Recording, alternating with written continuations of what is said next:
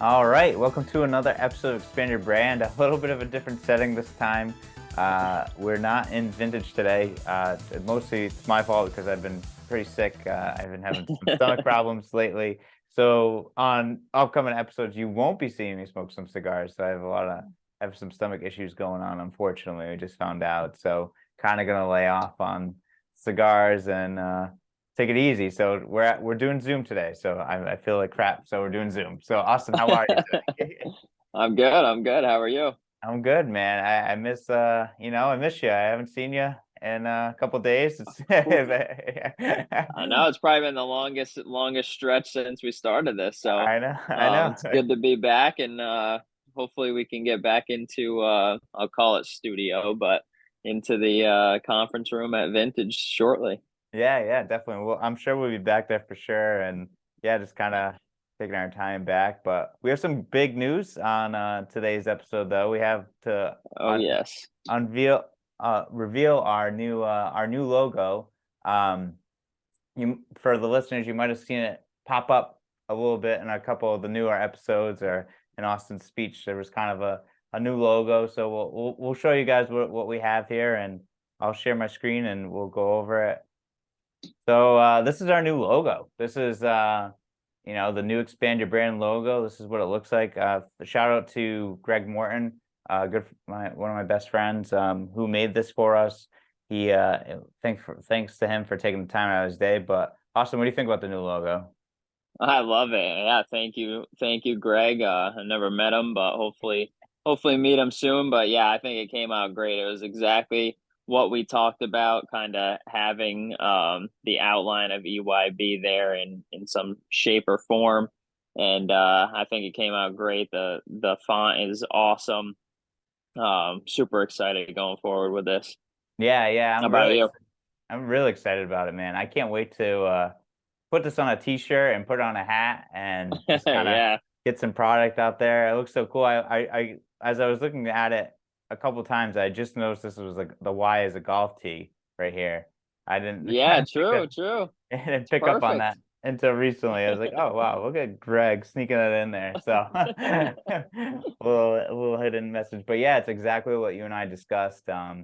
And I'm super excited about this logo, and I can't wait to start posting it on t-shirts and put it on get it out there for everyone else to see. So this is great stuff.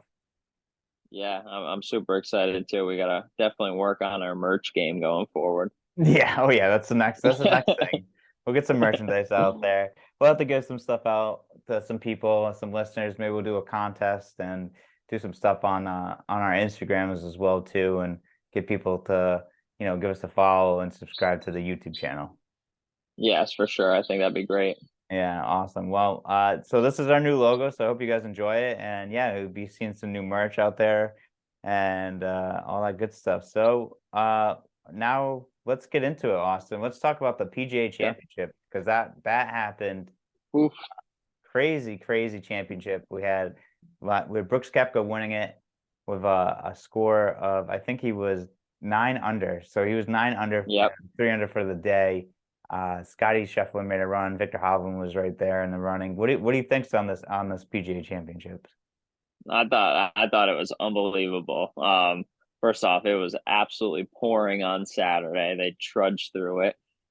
Complete mutter status. And then they get to Sunday and I mean everything that Brooks's mindset and his competitiveness is just on a whole nother level. Everything that he says he does, and he completely learned from his mistakes in the Masters and hung tough, played great, was hitting some lasers at pins, and it was good for the game. I think to see him win again and him to be back to where he was before the injuries. And also for him to be a live guy and win, I think that brings a whole new dynamic and kind of a different feel towards the game and towards the live PGA rivalry. Right. Yeah. It's interesting because he played extremely well. He came back. I think he shot 66 twice, and I think he shot 67 on the final round. Um, Yeah. and do a 9. And it's funny that you mentioned the live. Like I've heard so other podcasts that I was listening to, I think it was part of my take, not today, but yesterday I was listening to, and they were talking about they should just do a live versus PGA tour. Like the PGA should just embrace it and do like a live versus PGA tour, like Ryder Cup thing. And it's cool that'd be great to see, but it's cool to see Pepka back up there. I think that's his third championship in New York as well. Yeah. Yeah, I agree. I think it's just good for the game in general, especially because like if anyone watched Full Swing, the documentary on Netflix, like he was in a bad place for a while, going through that blonde hair Eminem type style, and then he was just in a bad place trying to find himself again, and then for him to push through, see the light at the end of the tunnel, and then kind of come back out on top from where he was previous. I also don't think that he would have went to live if his injuries weren't career threatening. I think it was like such a cushion to be able to have that, and it's only 4 or 5 year contract. So who knows? I think them playing in the majors is allowing them to understand that they like the camaraderie on the PGA Tour and they like being with the guys week in and week out. So it'll be interesting once their contracts are up with Live to see what is going to happen if the PGA will allow them to come back or if they want to come back, however it unfolds. But what do you think?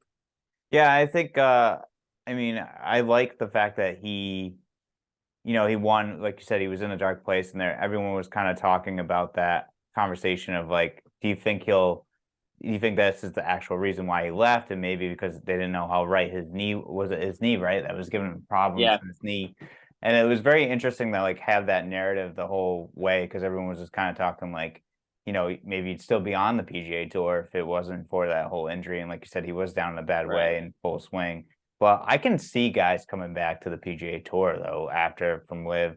Um, I mean, it's kind of nice that they're able to play majors, those guys, and it's nice that they're able to, because it draws more eyes to the TV, and I think the PGA made the right move in that sense, because before it was just like full banding, none of those guys can come back and play, and I think it was just Right. a bit of an overreaction to everything, but but have those guys back on there, and that draws more ratings. But I could see Brooks coming back after. I don't think like I think it was kind of clear, concise of like his injury kind of really mess with him, and he wanted like a guarantee money to kind of lock in and stay with the PGA. Maybe the PGA might switch over to contracts too with some guys, and like maybe the major players or whatever. Who knows? Maybe they'll go down. I mean, there's too many players, but who knows? Maybe they might go down that line one day. But I don't know. It'd be interesting to see like DeChambeau back on the regular tour and those guys. I don't know. I like the camaraderie of the PGA, and it doesn't seem like there's actually any real ill will anymore. I think the only people that really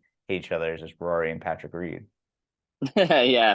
No, I know. And like if you're guaranteed 100 million for 4 years, if you break it down, you're making close to 500,000 a week Right. for 4 straight years. Like, how are you going to say no to that money?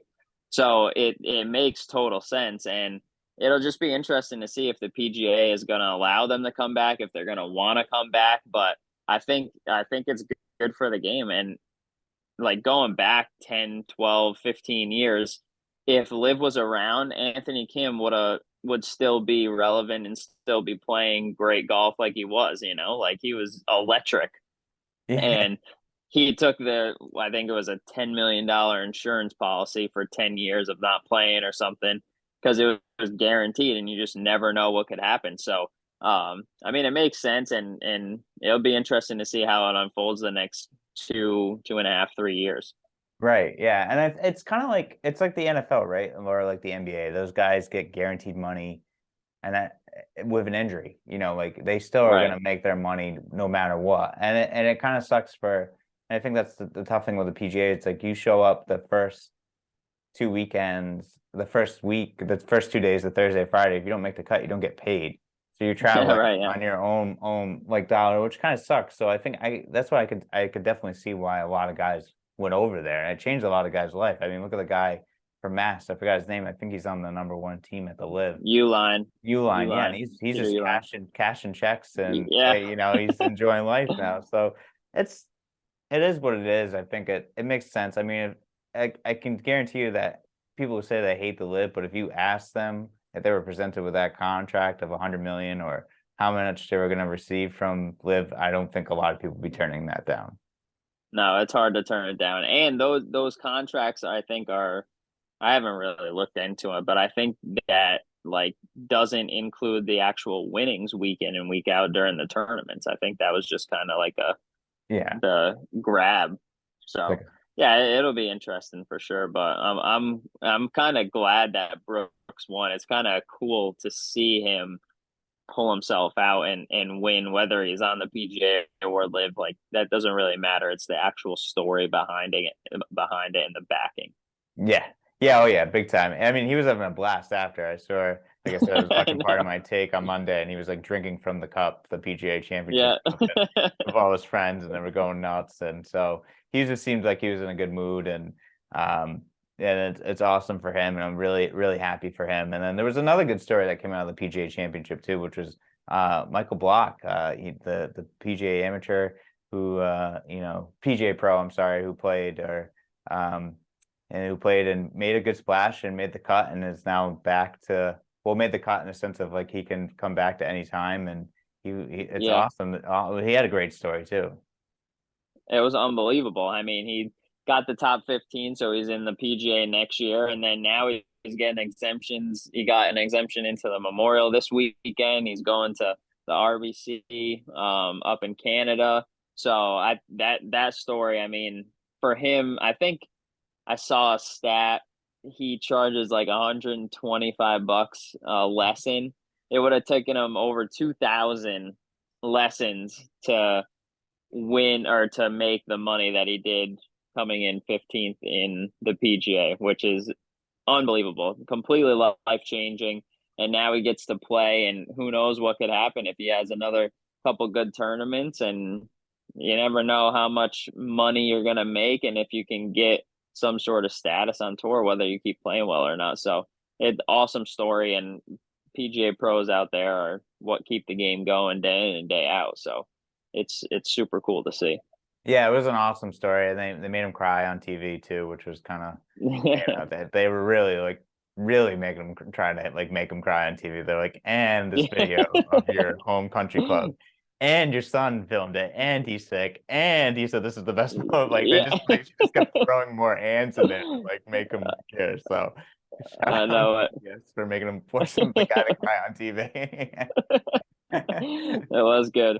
It was good. Yeah, that's super exciting for him. I hope he does well in the next tournament that he's in, and hopefully he continues to get more invites to tournaments. And it's just a good story. And hopefully there's more stories like that to come out of it because you love to see it. And like you said, that's life-changing money. That's one from going from 125 a lesson, then you have to do that 2,000, like do 2,000 times a lesson, and then to play Yeah. a weekend of golf, basically a long weekend of golf, and you win 280,000 it was or something like that. Yeah, So 288 or something. It was yeah, unbelievable. yeah, it's crazy. It's awesome. That's big change in money. So that's awesome. So it was a great PGA Championship. A lot of great things. Victor Hovland was right in there until the golf course Oh, ate his golf ball and then like disappeared into the sand trap. So we didn't see that. And then him and Scheffler, he's always in the mix. yeah, he's just so good. He always you can never count him out. He's always right there. Yeah, yeah. Well, good. So we'll have to see what happens in the next upcoming tournaments and keep track of what's going on there. Our boy Keegan Bradley's in there for a little while too. I saw his Oh name yeah. pop up on there. He was on the leaderboard for a while. He was hanging Yeah. in there tough. So that was great to see. So I can't wait. I hope to see him, get some top 10 finishes soon here and get some championships as well. Oh yes. Oh Yeah. yes. Big time. But all right, why don't we just cut a word to our sponsor and the cigar of the week this week, and then we'll jump back into your Hall of Fame recap and some sports news. All right, sounds good. Welcome to Vintage Cigar Lounge, the place where you escape to, not from. A place where your cigar options are limitless. A place where friends come together and bond over the finest cigars and drinks. A place where your selected few can retreat to and enjoy premium cigars, great conversation, and your liquor of choice within the privacy of our private rooms. Looking for a place to escape to? Our doors are always open.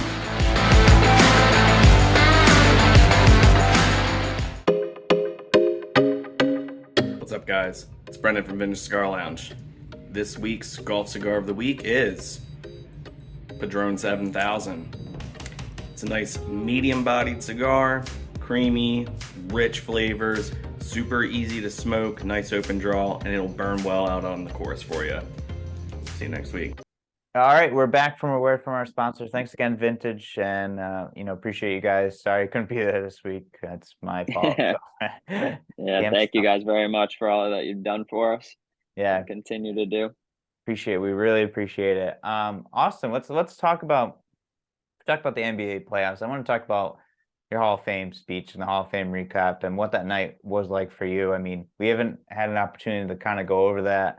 So what was the experience like? Congratulations again. It was an awesome night. The speech is up online, so go ahead and check it out on our YouTube page too. If you're willing to check it out. Austin really did a great job of a speech. So Austin, what was that night like for you?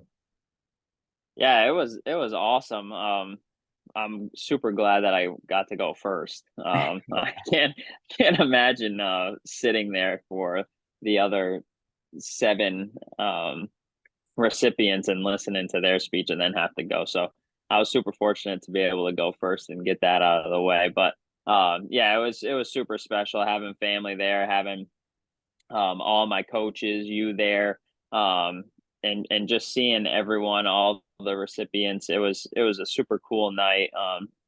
I'm forever grateful for it, and definitely going to always have that at the top of my list with things that I was able to accomplish. I think everything went super well. Yeah, it was a great night. Thanks for letting me be there, be a part of that night too. It was really special.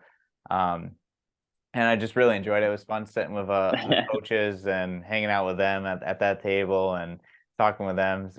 Coach Sammartero, Coach K, and a former I guess had me rolling on the floor the whole time. So really enjoyed the conversation with the two of them. So and your speech was phenomenal, man. You really hit every point that I think you and I discussed and said you wanted to hit, and everything that you said was just powerful and very enriching. And I hope someone can look at it and realize that hard work gets you really far and will take you very far. You put in the effort and you put in the time, and for things that you're doing for the community as well too, coaching and giving back is just phenomenal too, man. You do such great things for this community, and I can't wait to see what else you do for this community, because we really need someone like you.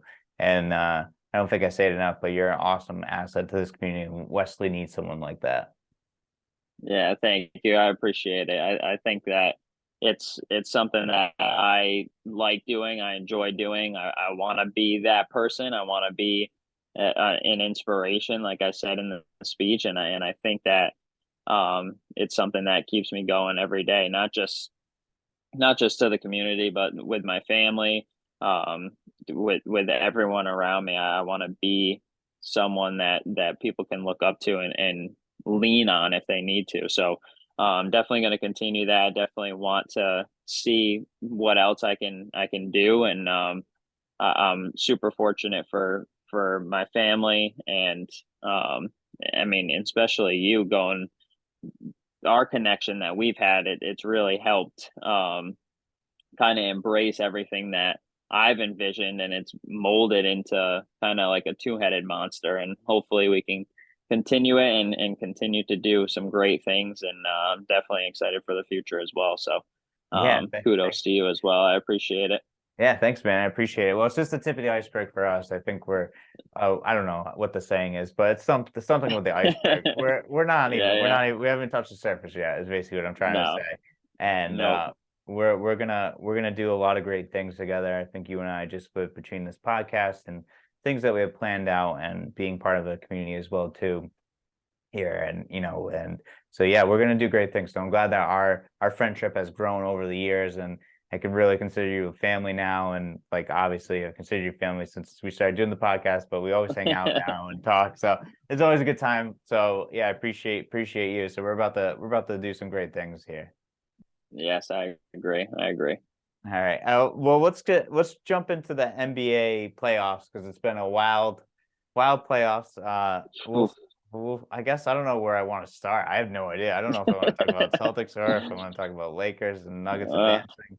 I guess let's go with Celtics because it's tonight where the game's gonna tip off in about an hour. Yeah. We're filming this on Tuesday night. So what are your thoughts? I mean, down 3-0, the Heat look so much better and so dominant, and they just look like they want it more. Yeah, I don't know really what happens to the Celtics. Like last year in the finals, it was the same thing. They just lose their identity. Like they play so well. They're the funnest team to watch when they're playing well, moving the ball, everyone's sharing the ball, everyone's smiling, celebrating, and then they get into the playoffs and they just like cough the ball up. They do not value the basketball. They just get the fight gets taken to them at all times, and I don't know. It's pretty interesting, but then also there's this little like guy in my head saying, well, you never know. Like, I know they're down 3-0, but they could definitely string together 4 straight wins. So I could be biting my tongue in, I don't know, a week and a half. Yeah, right. Yeah, I don't. Yeah, I fully agree with you because I'm like in that mindset of like I could see them like just going off like they did in like the Philly game, the last in Game 7, where it's just an absolute crushing, and like I can see them doing that.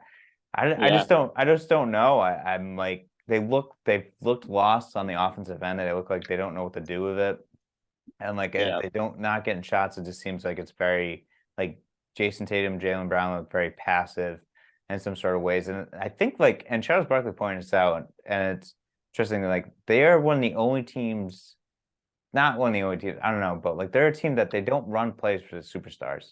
And I've watched that, and it yeah, just looks like they just hand the ball and let them kind of go with it. But it's yeah, not the same team that we're used to watching, where they move the ball freely and it looks like they know how to play basketball. This team looks like lost, confused. Jaylen Brown, I don't know why he can't stand up sometimes when he dribbles the bat. I don't know, like he falls I more know. times. If that's a stat, I would like to know what his stat is for falling down. Yeah, He just looks like he looks like a baby deer sometimes, like trying to get up and I like know.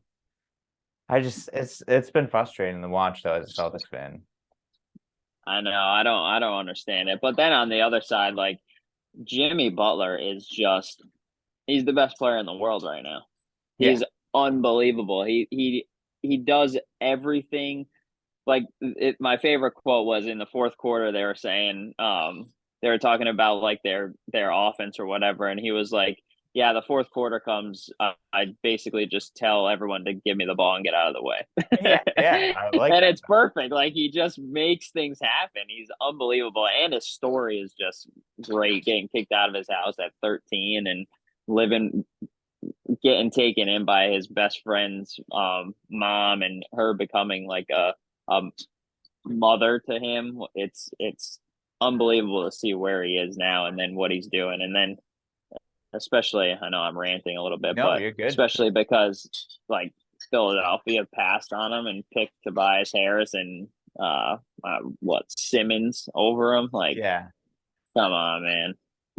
Seriously, I was just saying, I was like, I want him. I would love to have him on this. Like, I can only imagine what the Celtics would be like right now if they had like Oh, him on the team and with like a Tatum or with a Brown, like how dominant they would be because he's a dog. He's got a butt like yeah, he's a he dog.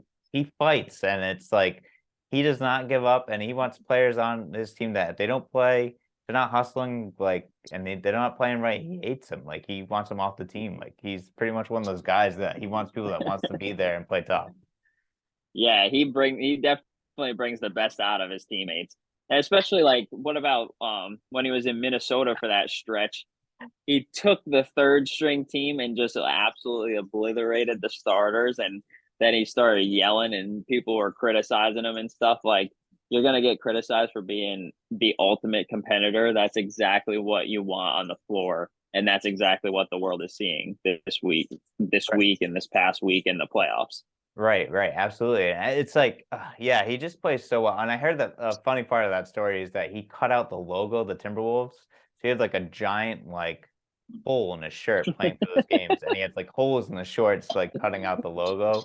And I know it was like, and he was all against like he didn't like Cat because Yeah. he doesn't play hard, or like he didn't like the way he was playing, so he just got like so he was trying to get pissed and he wanted to get paid and they wouldn't pay him. So it was just a Yeah. crazy story. Yeah, I mean, for him to be down in Miami, and obviously Coach Spoelstra, I think also is too like the best coach in the NBA too, because he's an unbelievable coach. Taking like 4 undrafted players and using those guys too is unbelievable. Yeah, what a story he was. He just started in the back room in the film room or whatever, like doing nothing, and then he moves his way up and wins championships, and yeah, becomes one of the best coaches in the modern era. And who knows what the rest of his career is going to bring, but he's doing a really good job right now. Yeah, seriously. I saw something funny that was kind of out there too. That was Jimmy Butler in college, and I think maybe the NCAA tournament that played against Joe Mazzulla in Yeah, college, and he ended Joe Mazzulla's like beat the West Virginia in the Yeah. tournament. So it's kind of funny to like see that they're, Joe's coaching against him, and then Jimmy's playing against his team. So it'd be funny if I mean, it would suck, but it'd be funny if he eliminates them. Yeah. I know. Poor Joe. It definitely is. It's awesome to see, but it sucks to see as being in the area. Right. As being Celtics. Yeah. I was gonna say, I mean, as a basketball fan, you like to see a player like that in like the modern NBA now, where he is a trash talker, backs up his trash talking, and plays hard. But as a Celtics fan, you just put your head down and you're like, say, Jesus, please let me get one. Yeah. I think that might be the root cause of my ulcers is the Celtics. I think I think that might be my excuse. I might have got another one after this past weekend. So yeah. Jeez, it is brutal. Yeah, it's tough. But then we had the Lakers and the Nuggets, and the Nuggets swept the Lakers. So the Nuggets make, I think, their first NBA Finals appearance ever. Yeah. But I mean, what are your thoughts on that? Like with the Nuggets sweeping the Lakers, and could this be the end of LeBron James as well too? I mean, I wouldn't go that far. Yeah. He's still top 5 in the league. He's unbelievable what he's doing 20 years into his career. I've always been a super LeBron fan. I was fortunate to go out to his camp in Ohio, so I've loved him since he got into the league. So I definitely I don't think this is the end of him. I think his press conference was more so a play of this offseason, you better buy in and get me the pieces I need around me to be able to make an even deeper run. I mean, for them to even get into the conference finals this year was a pretty steep hill to climb, and they did it. But that Nuggets team they have all the pieces. I didn't watch one game in the regular season of that Nuggets team, and I haven't watched in the past 3 years when Jokic won the last 2 MVPs. I'd probably watch a minute of him play, but that team has every piece to be great. They're unbelievable. They have so much depth. Their point guard, Jokic, shooting guards, small forwards, power forwards, like they have all the pieces in order to be great. And I think that we're just seeing it now. Yeah, it's man, like you said, I haven't really watched much of Nuggets. I think the last time I watched the Nuggets was in the playoffs. I think I watch them only in the playoffs. I don't really have like NBA League Pass to watch them. I don't really take interest in watching them. But the way they play though is Jokic is so good. And just like how well he moves the ball. He's like a point center. Like he's able to find people and just get people in the right spots. But like you said, they're deep. Jamal Murray is really, really good shooter, plays great. But and he was averaging 27 points per game. That's your second guy which is crazy, averaging 27. And Jokic was almost like a triple double like machine. So they're just so good. And Jokic is I was texting my nephew last night because him and I will talk about the basketball games and stuff like that. And I said, it's really, I'm like watching the game. It's like, it's really nice to watch a team like actually run plays for the superstars. Cause it's just, Yeah. it's like the way they moved the ball and how they set up. It was great. And I'm like happy for the Nuggets and Nuggets fans. And I know a few Nuggets fans out there. So like, shout out to them for being able to enjoy Sticking with them. Yeah. Get to a team to a championship. I know. I was kind of hoping they were going to sign Melo for like a 10-day contract and just get him a ring, but I don't think that's going to happen. Oh, I know that would have been awesome. Maybe Melo retired too early. He maybe jumped the gun. He maybe Yeah. thought the Lakers are going to come back or something like that. But I yeah, know it.